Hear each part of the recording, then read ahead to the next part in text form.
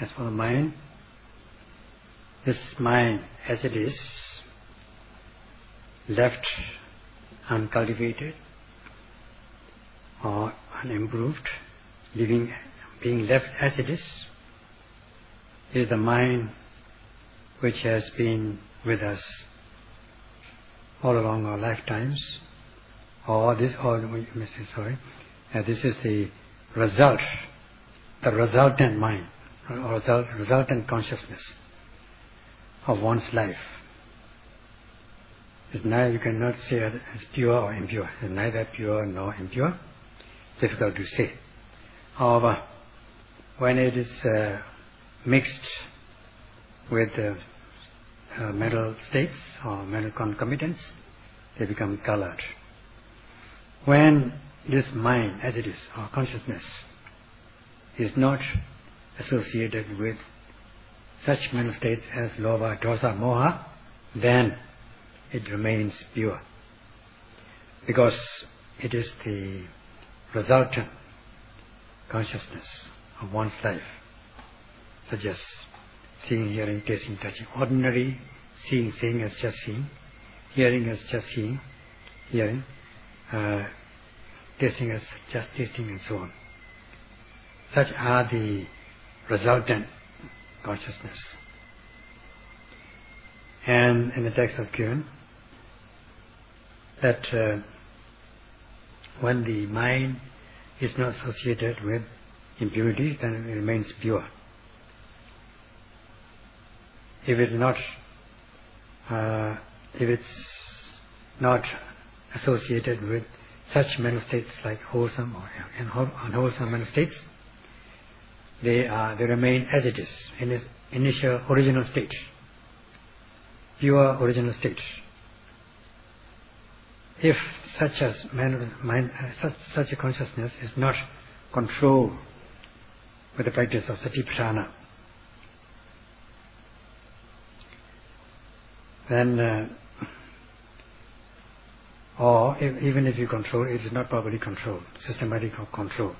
At times, it can become associated with such mental state like lobha, greed. Greed is a mental state which is associated with the mind or consciousness. At other times, it is associated with ill will, dosa. At other times, with moha, delusion, another mental state. At times, it can be totally free from these mind states, lobha, dosa, moha, and be associated with the wholesome mental states like alobha, non-greed, dosa, non-hatred, moha, non-delusion. Then one's mind is said to be free from these unwholesome mental states. When the mind is, as it is in a pure state, is colored, so to speak, with so-called cetasikas, mind states or mental states. Like when you dye or color the colorless water with some color, such as red, blue, yellow, and so on. This colorless water becomes colored according to the dye or color you put in. The same thing goes with the pure mind. When it is associated with such mental states like lobha, dosa, moha, then it will not be in its original state. It becomes colored with unwholesome mental states.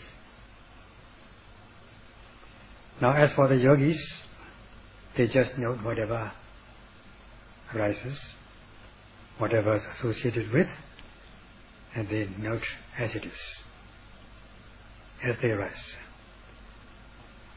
So, in brief, sometimes it can be pure, with pure mental states. Sometimes it is colored, and you just note as it exists, And such is the contemplation of the mind with the practice of Satipatthana and Vipassana, and noting these mind objects is known as Chitta Vipassana Satipatthana. Contemplation, mindfulness with the contemplation of the mind.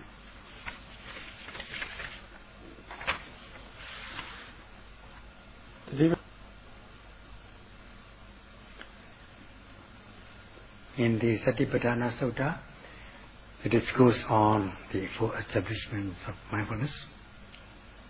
It's given the mind objects of attention in pairs. Now the first pair is given as Saraga Chitta and Vidaraga Chitta. Saraga Chitta, wanting mind, mind which desires, longing, craving, becoming attached. When wishing to see pleasant visible object, pleasant forms, wishing to hear pleasant sounds and so on, associated with greed or craving or attachment. The thought process which is associated with greed or attachment. When one sees, hear, taste, touch and so on, with respect to agreeable, desirable objects, then one tends to become attached, and such mind, wanting mind, can arise. Mostly prior to the practice, yogis might have experienced such things, even during the practice. If one is not noting precisely and energetically, then one may not be able to grasp the object. One may either overshoot the object or not being able to catch up with the object, especially if you don't exert enough energy. So that your mind is out of control, no mindfulness. Only with the mindfulness your mind is protected in accordance with the quality of this sati. Now if you are not noting, your mind is not protected, so that the noting mind is not coherent or attached to the object.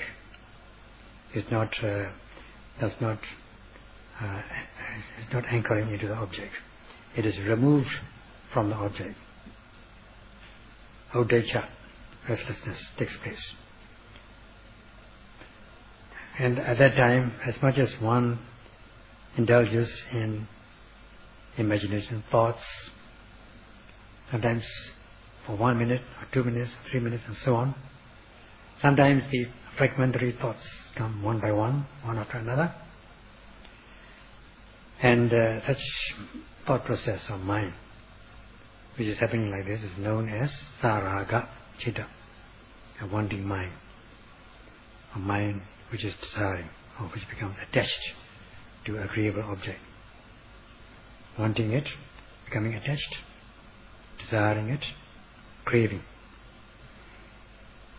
So when such thing arises in such a situation, yogis are to note as wanting, or becoming attached. With one noting, such attachment may be gone, just like that. But sometimes it doesn't go, so you got to go on noting. And if you go on noting like this, they're bound to be overcome. There will be no more wanting. And such a thought process or mind or consciousness is known as Vidaraga Chitta, mind free of attachment or wants or desires. It's wanting mind, craving, becoming attached, is in brief Saraga Chitta. And when we have no wanting, pure mind, free of wanting or desire, such mind or thought process is known as Vidaraga Chitta. So one cannot say that every time the mind is pure, we cannot say that it's Vidaraga Chitta. Only when it is really pure, we can call it Vidaraga Chitta.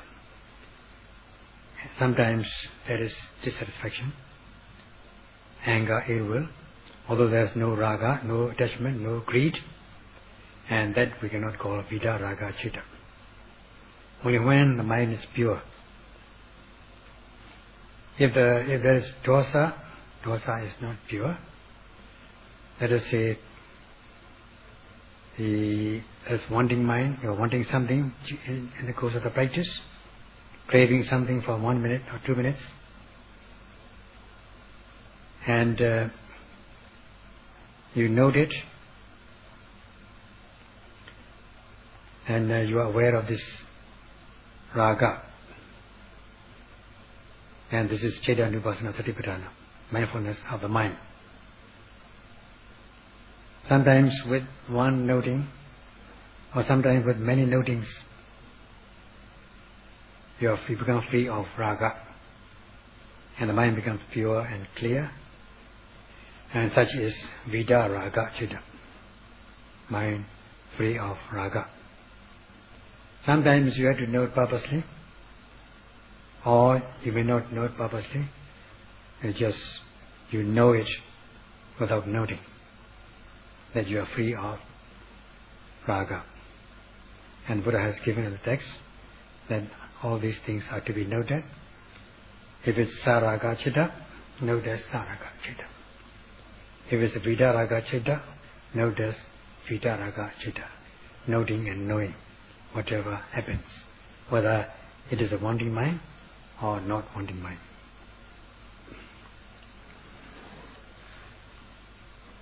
Saraga Vidaraga Chitta.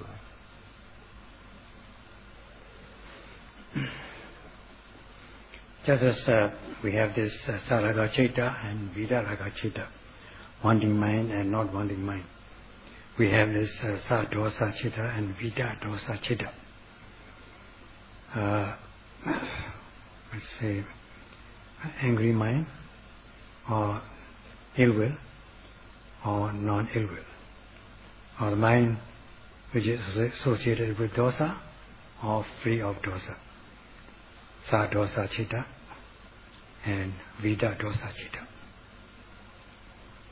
When you think about an object or see, hear, taste, touch and so on, you become dissatisfied, disappointed, or depressed, or become angry, upset, then your initial original mind is said to be destroyed, affected. Become depressed, malicious mind, ill will. All these things come under dosa. So when such thought process or consciousness arises, this is known as Sadosa Chitta, the angry mind. And whenever such mentality or mind arises, you just note as such, as angry, ill will, dissatisfied, and so on. And with one or two notings, this dosa may be overcome.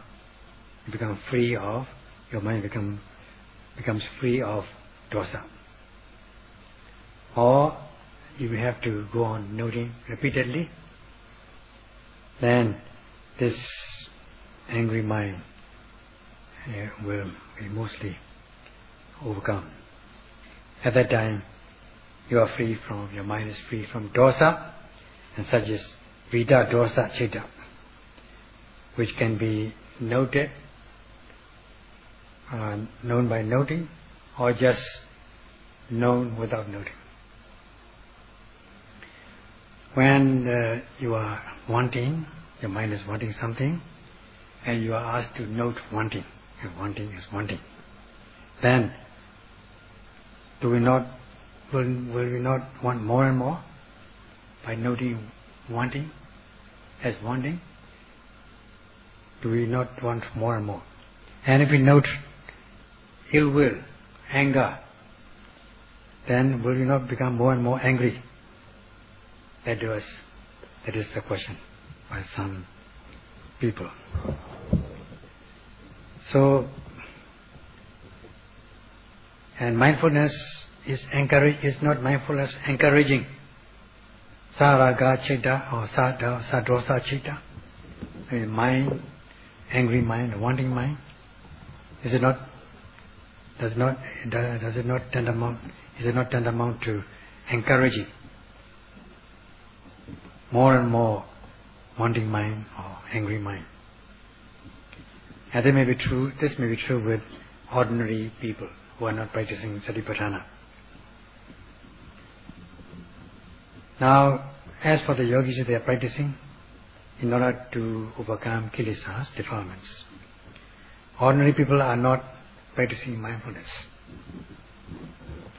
So as for the yogis, they are watchful every moment of the practice so as not to allow these impurities from entering the stream of consciousness. They are wakeful and diligent. They are activating mindfulness not to allow these things to enter. And if they enter at all, they will note them off.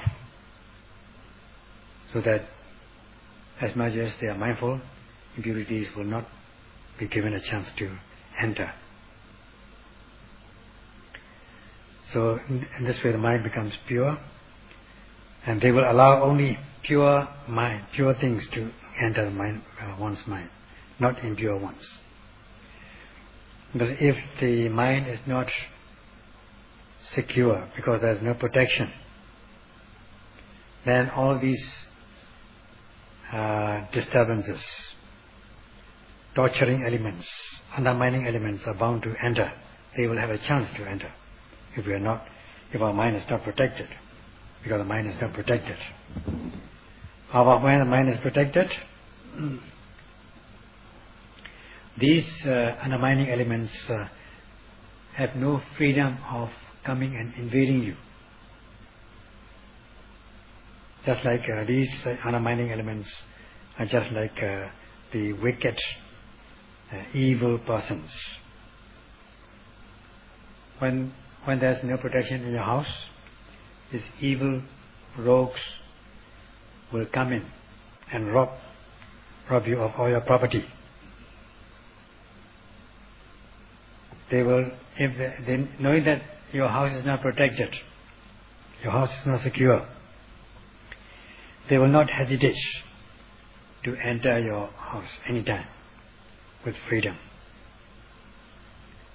Now, because you are wakeful, diligent,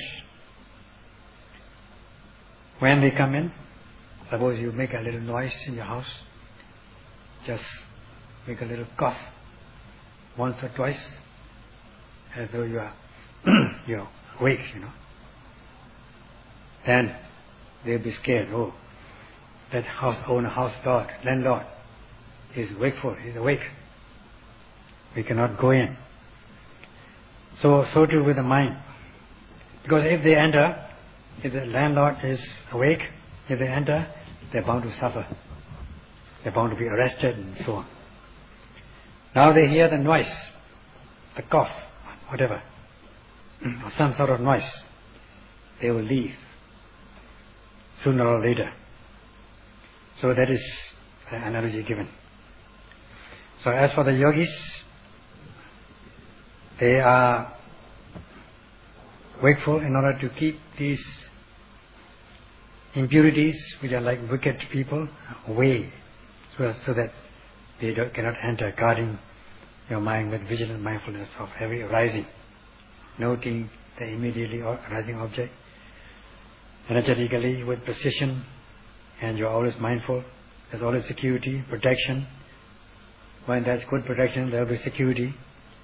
When there's a security, there will be freedom from all these undermining elements, and there will be peace.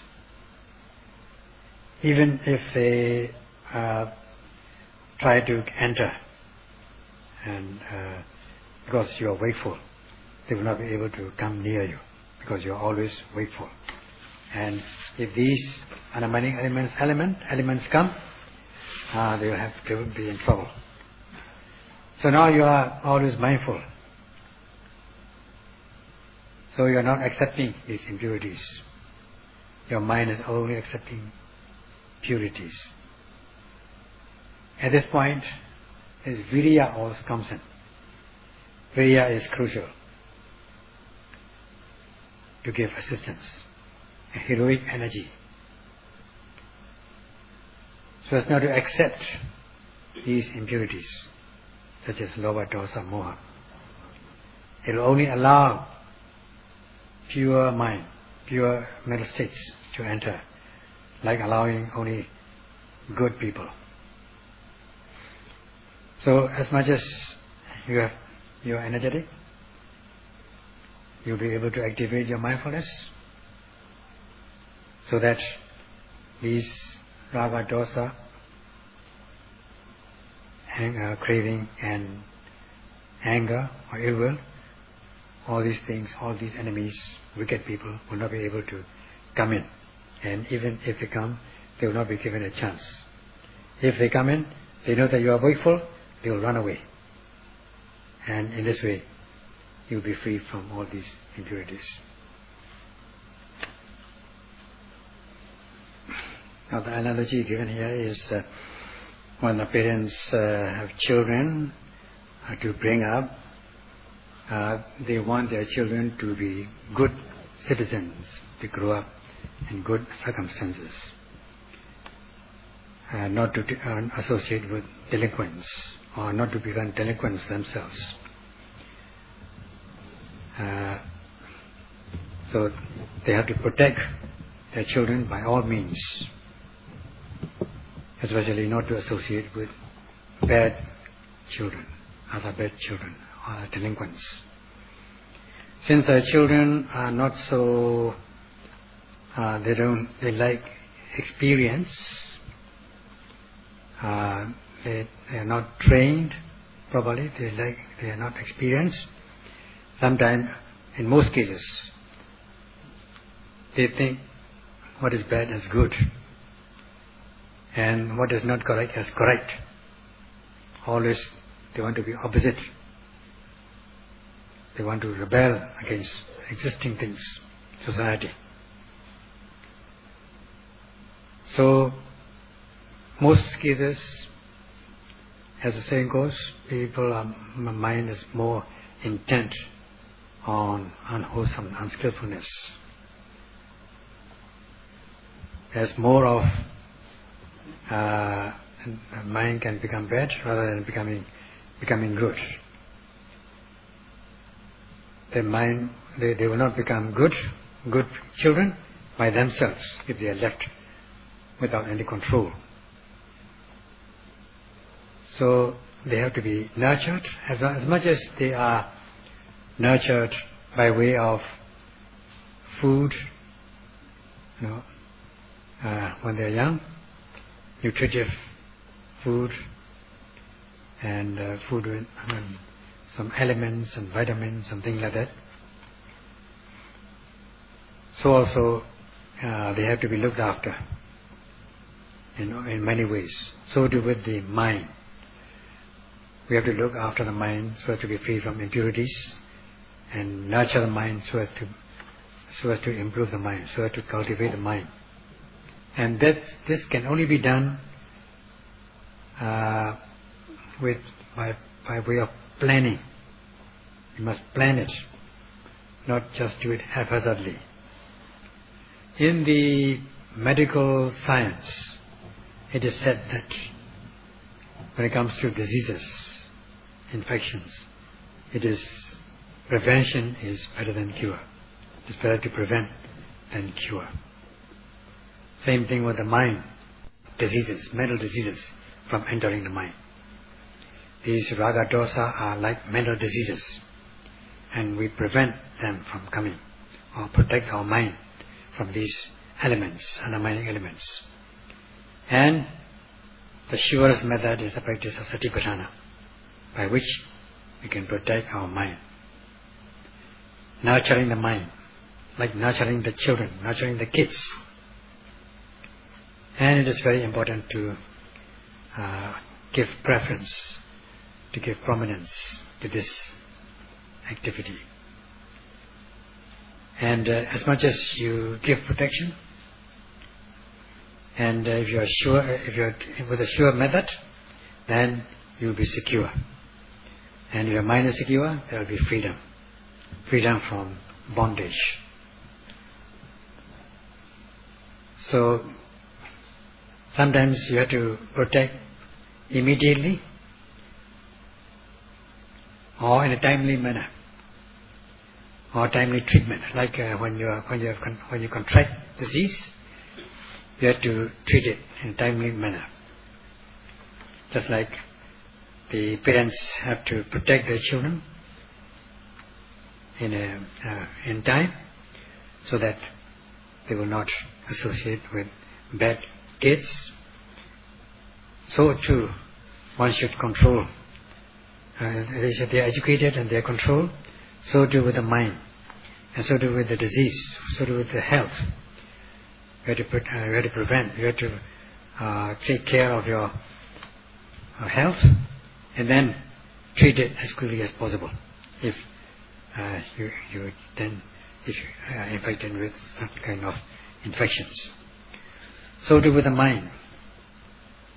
You have to cultivate your mind, nurture it with the practice of Satipatthana, so as to protect your mind from the raga, dosa, mental diseases. At times it is alright, you can do it properly. But at other times, these mental diseases really enter your stream of consciousness. Then at once you have to note and purify your mind. Just like when you become contracted with a disease, at once you have to go to a doctor and get treated. So you have to think about your practice in terms of these analogies. Analogy in the form of the bringing up the children, nurturing the children, or nurturing yourself, your health, so that you remain healthy and not to contract any disease, protecting in a timely manner. And if you're free from disease, or even if you become infected with the disease, you can treat it in a timely way, then you'll be happy and become satisfied. So too with the raga, dosa, mental diseases. And it is very important to nurture our mind, so that you can, if such things arise in your mind, you have to note as soon as it arises closely the intention to harm others. And for those who are conceited and proud, they always want to gain the upper hand, not the lower hand. They don't want to be the loser. That's why they become angry. And knowing that, one should practice to possess metta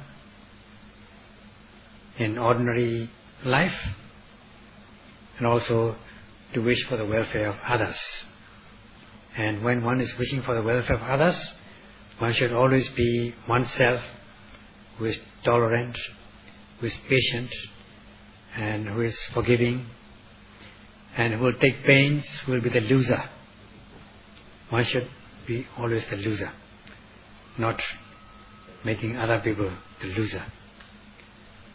So then one will become free of dosa, anger, ill will. Especially if you practice, cultivate the mind with the practice of Satipatthana Bhavana, your mind will be free of dosa. You can also do with through reflection, the power of reflection. But that is not sure. The surer method, the most sure method, the surest method is Bhavana Bala, the power of meditation, preventing your mind from these anger, ill will, the angry mind, and if they arise at all, you just note and abandon or overcome. Then your mind will become a Vita Dosa Chitta, mind free of anger, pure mind.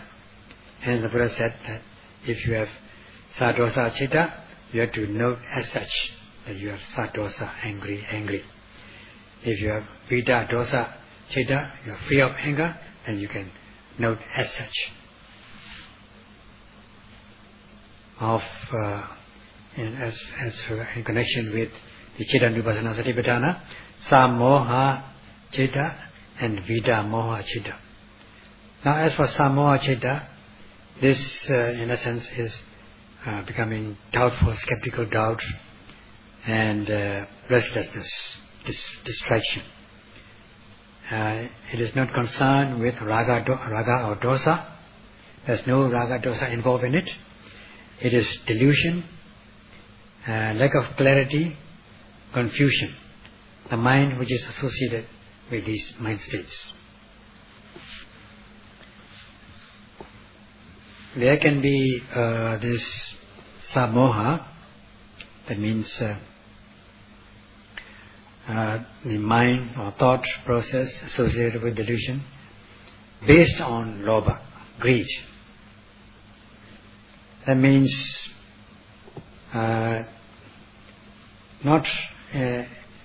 it is sort of thinking about sensual pleasures, kama gunas, not in a very clear or prominent, obvious manner, unobviously or casually. One is thinking about sensual pleasures. That is the samoha chitta, based on greed, lobha. And this there can be this boasting oneself and this taking the upper hand, and also the holding the view of atta, self or soul. And such mind is known as samoha chitta, the mind associated or deluded mind associated or based on moha. This moha again is not knowing the truth as truth. So one becomes undecided, deluded, confused. There's no clear-cut mind, and such is moha. And the mind or consciousness which is associated with that is known as deluded mind, undecided mind. Then again we have this samoha chitta, which is based on dosa. The first one is based on lobha. This one is based on dosa. That is being frightened, fear, anxiety, sorrow, worry, mental distress, detesting, and jealousy, envy, avarice, worry. All these things are known as samoha chitta. To put it down to practice for the yogis, sometimes it may happen that all these minor objects, because one is not determined to note, not to miss even the trifles, trivial objects, then because one is not determined like this, one is not done like this, so one may be noting casually, and there may be sudden, quick movements instead of slow movements. Every time there is sudden movement, quick movement, one is not able to note, to follow these objects. So one is not aware of the nature of this mind and body. That means losing one's mindfulness. So that when one loses mindfulness of these small objects, then one becomes deluded and not clear-cut, such as samoha chitta. In ordinary language, losing loss of mindfulness, loss of awareness. And this can happen continuously. This process may go on until one realizes that one has lost this mindfulness. And yogis sometimes will not know that they are being deluded. And they are missing this mindfulness. They've lost this mindfulness. So this samoha can arise in your mental process, and you have to note as soon as it arises as it is, note as it is. That is, you become deluded, or you're missing, you're forgetting.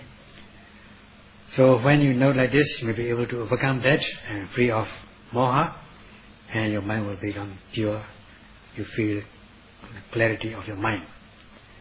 So note as it is, noting as it is. As the Buddha says that if you have samoha citta, be aware of this samoha citta. If there's vidya moha citta, that is free of moha, then you become aware. That means note as such.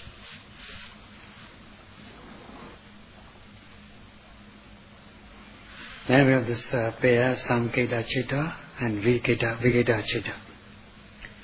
As for this samketa citta, this is slackness, laziness, not wishing to exert energy in noting every arising object. One is not noting because one is not exerting energy.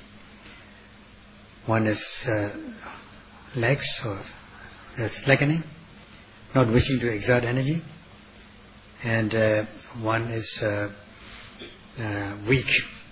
One is noting with weak energy, not a strong, powerful energy, not wishing to exert energy, or one gets exhausted even if one exerts energy. And this is known as this. We say that the mind is said to have shrunken and to have narrowed or shrunken, not widening or not spreading out. So such things can happen in those who do not exert energy at all, adapa, lolavriya, ardent energy, or even if they exert, they are not exerting enough ardent energy, so that the mind tends to shrink, and this happens for those who are not energetic. And it is said that the internal mind, the mind can shrink instead of expanding. And now the mind which expands, when the mind expands, that means the mind widens. That is known as viketa citta. The mind tends to spread out instead of staying in one place. That is known as viketa citta. And one has got to note whether one's mind shrinks or spreads out and not staying in one place. These are the things that yogis always confront or face at the beginning of the practice. And this, we come to this Samadita citta and Samadita citta and Asamadita citta. The first one is concentrated mind or calm mind, and the other one is agitated mind. Now as for the Samadita citta, which is calm and collected mind, it is not agitated by way of raga. One is not agitated with raga or dosa. Such is the calm mind. And also one is not agitated with other impurities, not only raga dosa. And because there's no impurities such as raga dosa, and it's free of agitation, like when the water is still without any waves or ripples, and then the water will remain clear. Sometimes you can see through, so that there will be no sediments, no mud coming up, and the water remains clear and calm. So if once mind is like this, in the course of the practice, the mind will always remain pure and clear, not being agitated by raga or dosa, or there will be no impurities. Because there are no impurities, the mind becomes calm and clear. The reverse of that is agitation, not calm, not clear. Agitated with raga and dosa, so that the mind does not remain calm.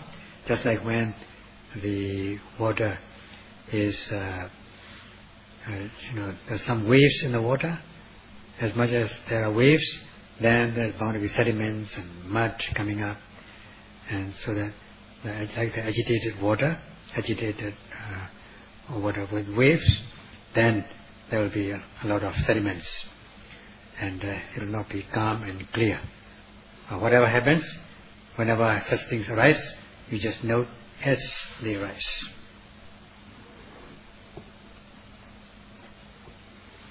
Then we have this pair, Vimoti Chitta, Avimoti Chitta. Avimota Chitta, Avimota Chitta. This Avimota Chitta is liberating mind, and Avimota Chitta is the opposite of that.